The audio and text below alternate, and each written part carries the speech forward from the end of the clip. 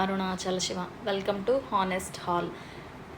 నాకు కొన్ని విషయాలు నిజంగా జరుగుతాయా అనే దాని మీద ఒక క్లారిటీ లేదండి. ఎందుకంటే నేను యూజువల్గా సినిమాల్లో చూసి ఒక లవ్ అనేది ఇంత బ్లైండ్గా ఉంటుందా, ఇంత దారుణంగా ఒక మనిషిని వాళ్ళ వ్యక్తిత్వాన్ని అవతల వ్యక్తి చంపేయగలుగుతారా, అది ప్రేమ మత్తులో అనేది నేను కొన్ని సిచ్యువేషన్స్ డైరెక్ట్గా చూసి ఓకే ఇది నిజంగానే జరుగుద్ది, ఏదో కామెడీకి రాయలేదు సినిమాల్లో అని అనిపించింది.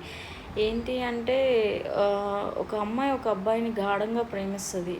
వాళ్ళు పెళ్లి చేసుకుంటారు. చేసుకున్న తర్వాత ఆ అమ్మాయి దగ్గర నుంచి వాళ్ళ ఫ్యామిలీ అందరినీ చాలా నాగ్గా, అది కూడా ఆ అమ్మాయికి ఎవర్షన్ కలిగించి ఆ అమ్మాయితోనే వాళ్ళ ఫ్యామిలీని దూరం చేసుకునేలా చేస్తాడండి. ఆ తింగర మొహంది పిచ్చి పిల్ల అసలు ఆ మాత్రం కూడా ఆలోచించలేదు. అంత ప్రేమమత్తులో ఉంటే నిన్ను ఇన్ని సంవత్సరాలు పెంచిన పేరెంట్స్ నీకు చెడ్డైపోతారు, లేదంటే ఉన్న సిబ్లింగ్స్ చెడ్డైపోతారు, లేదా చుట్టాలు చెడ్డైపోతారు. ఎందుకు అలాగా? ఇప్పుడు ఓకే నువ్వు ఒక అతన్ని ఇష్టపడ్డావు కరెక్టే, కానీ ఆ అతను నిన్నెలా మ్యానిపులేట్ చేస్తున్నాడు, లేదా నీకంటూ ఒక ఆలోచన శక్తి ఉంటుంది. ఒకవేళ నిజంగా నిన్ను ప్రేమించిన వాడైతే నీ ఫ్యామిలీని కూడా ప్రేమిస్తాడు, కానీ నీ ఫ్యామిలీ మీద ఎందుకు నీకు బ్యాడ్గా చెప్తాడు? అదెందుకు ఆలోచించలేకపోతున్నారు మీరు?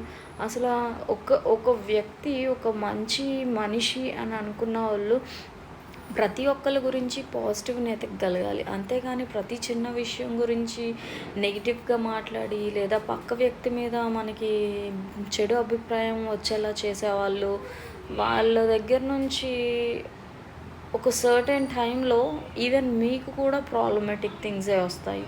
అదెందుకు అర్థం చేసుకోరు? కొంచెం ఆలోచించండి. మీ లైఫ్ డెసిషన్స్ మీరు తీసుకునే ముందు, మీరే ఒక వ్యక్తిని ప్రేమించే ముందు పూర్తిగా అర్థం చేసుకోవడానికి ట్రై చేయండి.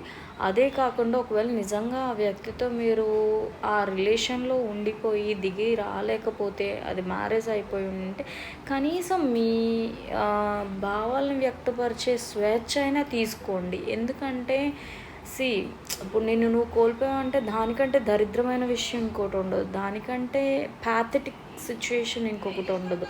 సో ఎటువంటి సిచ్యువేషన్లో అయినా నువ్వు కోల్పోకుండా ఉండేలా చూసుకోవడానికి ట్రై చేయి.